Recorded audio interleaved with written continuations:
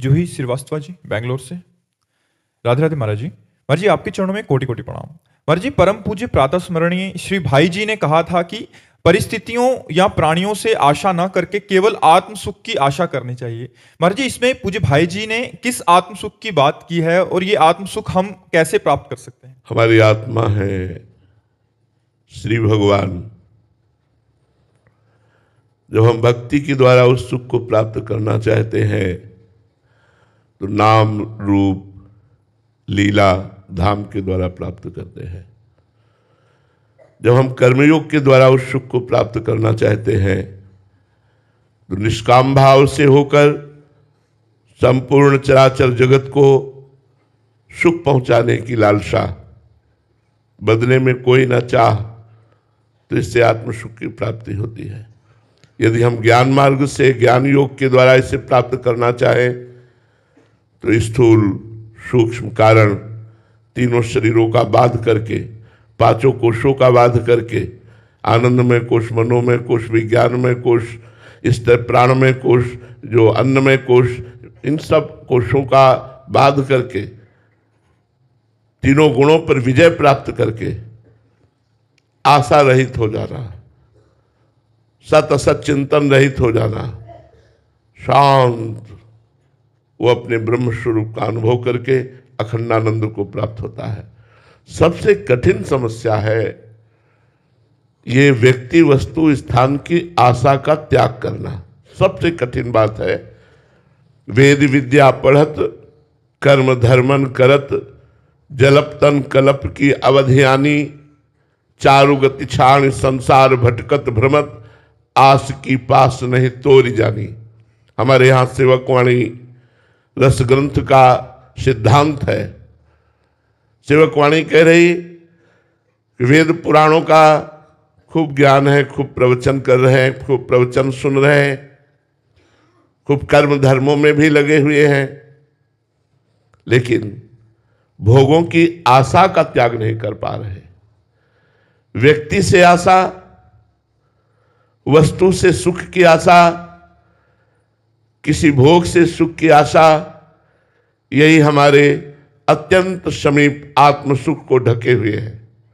समीप अर्थात मैं ही अपने स्वरूप का विस्मरण करके देह भाव को प्राप्त होकर इंद्रियों के भोगों में जो सुख का अनुभव करते हुए विचरण कर रहा है, मन और इंद्रियों के साथ तदात्म भाव करके, वो कभी आत्म सुख को प्राप्त नहीं हो सकता। जो अपनी इंद्रिय और मन को भोगों से हटाकर भोगों की आस, वस्तु व्यक्ति स्थान की आशा का त्याग करके कर्तव्य का पालन करते हुए शरीर निर्वाह और धर्म में विषयों का सेवन करते हुए और निरंतर सत चिंतन करते हुए, भगवत चिंतन करते हुए समय व्यतीत करता है, तो असत चिंतन का त्याग होते ही अंतःकरण निर्मल हो जाता है। सम और निर्मल अंतःकरण में ही आत्मस्वरूप का अनुभव होने लगता है। जहां सम हुआ, निर्मल हुआ, तो ममत्व हटा, अपने स्वरूप का अपने आप से अपने आप में अनुभव होने लगता है। अपार सुख स्वरूप हमारा है, सुख राशि है, चेतन अमल सहज सुख राशि।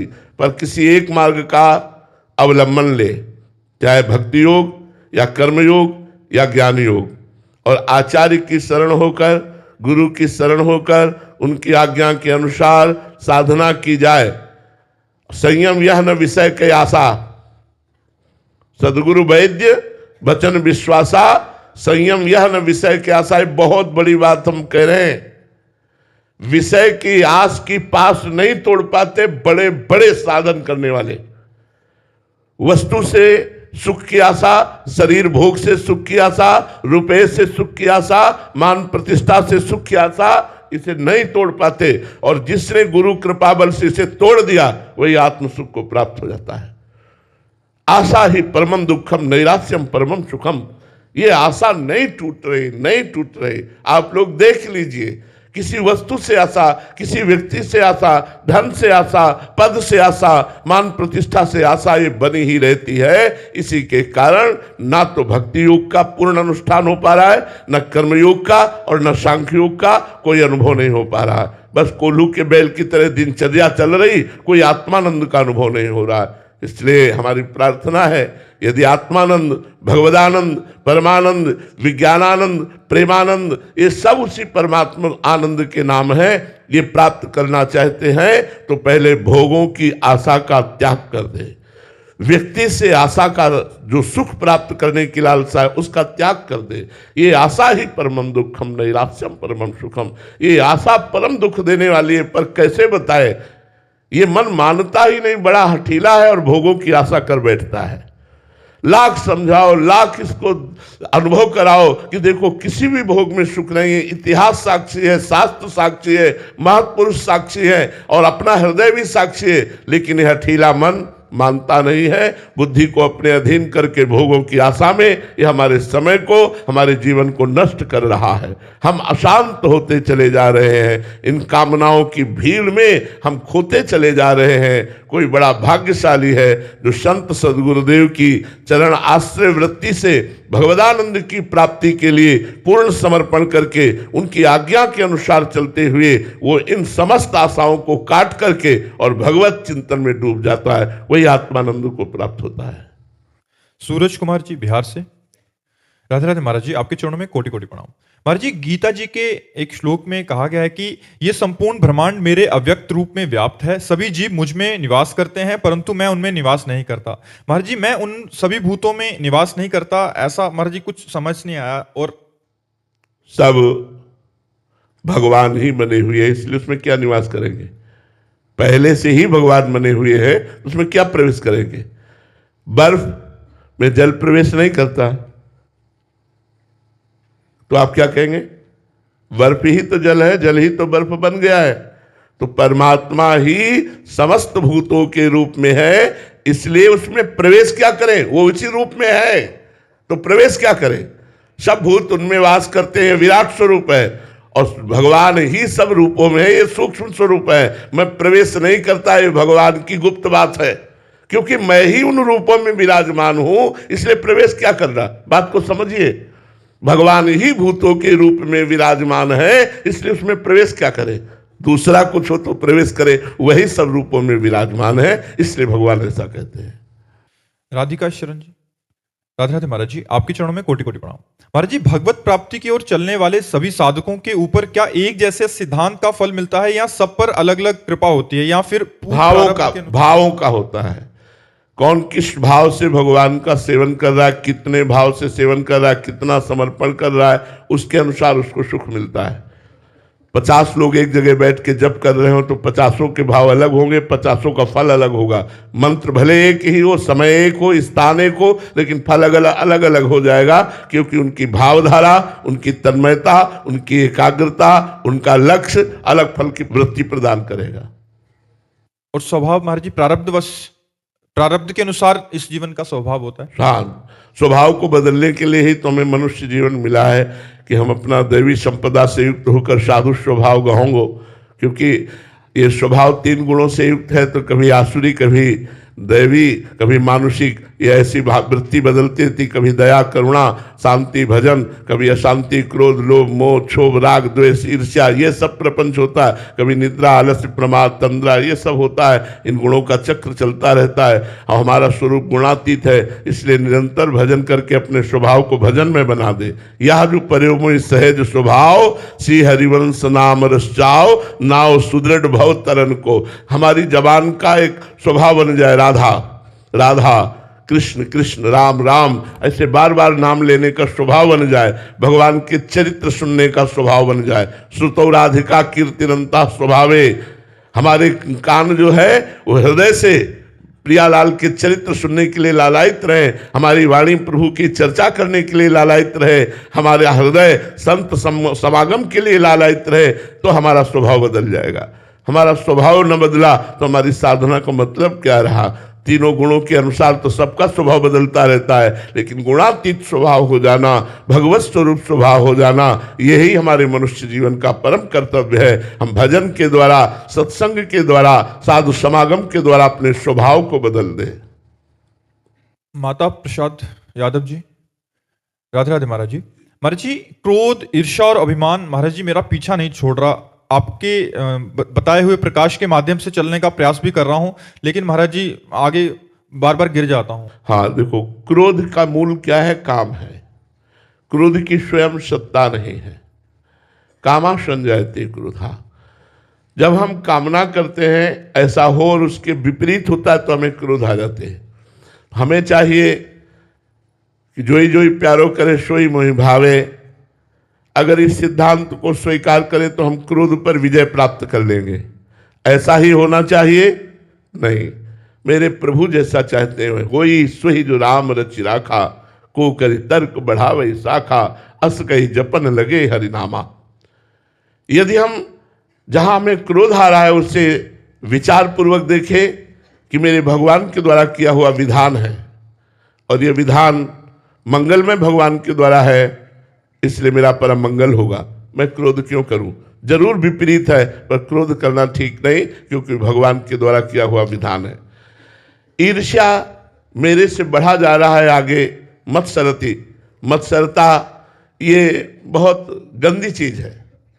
ये अपनी भी हानि करती है और दूसरे की भी हानि करती है, इसलिए नहीं। ईर्ष्या मत करो। जितना तुम्हें भगवान दिया है, तुम्हारे प्रारब्ध के अनुसार दिया है, तुम्हें जो चाहिए वो भगवान से साधना करके मांगो, आराधना करके मांगो। किसी पे ईर्ष्या क्यों करो? सब में भगवत बुद्धि धारण करो और लोभ नाम का बढ़ाओ। आज 10,000 जपा, आज 15,000 जपा, आज 20,000 जपा, तो धन का लोभ नष्ट हो जाएगा और भगवदानंद की प्राप्ति होने लगेगी। इसलिए क्रोध को शांत करने के लिए मंगलमय भगवान का विधान मानो। ईर्ष्या को शांत करने के लिए सब में भगवत भाव करो। लोभ को शांत करने के लिए खूब नाम जप का लोभ बढ़ाओ, बहुत आनंद आ जाएगा। कबीरा सब जग निर्धना, धनवंता नहीं कोई, धनवंता सोई जानिए जाके राम नाम धन हो। भगवान का नाम रूपी धन जिसके पास है वही सबसे बड़ा धनी है। ईर्ष्या हम क्यों करें किसी से?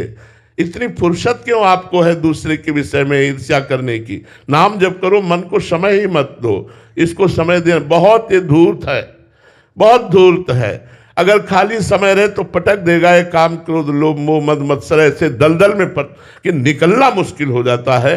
बड़ा ये दुष्ट है, बड़ा ये नीच है। ये कभी प्रिया प्रीतम के प्रेम में सम्मिलित होने के लिए, लीला में सम्मिलित होने के लिए राजी नहीं होता। ये भोगों में सम्मिलित होने के लिए राजी होता है। ये बड़ा दुष्ट है। इसको लाख समझाओ, संतवाणी सुनाओ, शास्त्र पढ़ाओ, इसको हृदय से समझाओ कि देखो भाई नहीं सुख है, फिर भी हठीला नीच गति वाला मन भोगों में ही लगाता है। इसलिए अगर कोई भगवान का कृपा पात्र बनकर नाम जप करे तो इस मन पर विजय प्राप्त करे, तभी ये काम, क्रोध, लोभ, मोह, मद, मत्सर, ईर्ष्या, द्वेष आदि ये नष्ट हो जाते हैं। प्रीति जी दिल्ली से। महर्षि श्री गुरु ग्रंथ साहिब जी में लिखा है कि न निंदिया न उत्सत जाके, लोभ मोह अपमाना, हरख सोगते रहे न्यारो, ना ही मान अपमाना। महाराज जी, क्या इस स्थिति को प्राप्त करना अनिवार्य है मुक्ति के लिए? ये बहुत कठिन प्रतीत होता है। बिल्कुल बिल्कुल, बिना इनके आए बनेगा ही नहीं।